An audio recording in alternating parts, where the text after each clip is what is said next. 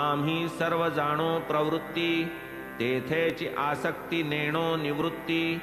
ऐसी जेथे मनाची वृत्ती, ती काय भक्ती म्हणावी। जैसी जैसी आमुची भक्ती, तैसी तैसी आम्हासी प्राप्ती। हे तो केव्हाही घडणार निश्चिती, येथे न भ्रांती तिळमात्र। विषय भोगार्थ अहर्निशी, आम्ही जमलो साईंपाशी। या आम्हा ते देणगी ही तैसी, परमार्थियासी परमार्थ। असो आता आणिक एक, सोमदेव स्वामी नामक। करावया साईंची पारख, पातले प्रत्यक्ष शिर्डीत। सन 1906, उत्तर काशी माझी पहा। गृहस्थ भेटला भाईजी सहा, पांथस्थ निवाहा माझी स्थित। प्रसिद्ध कैलासवासी दीक्षित, भाईजी त्यांचे बंधू विश्रुत।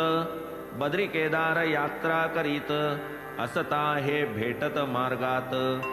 बद्री केदार मागे टाकिले, भाईजी मग खाली उतरले। ठायी ठायी विसावे लागले, दिसले बसलेले पांथस्थ।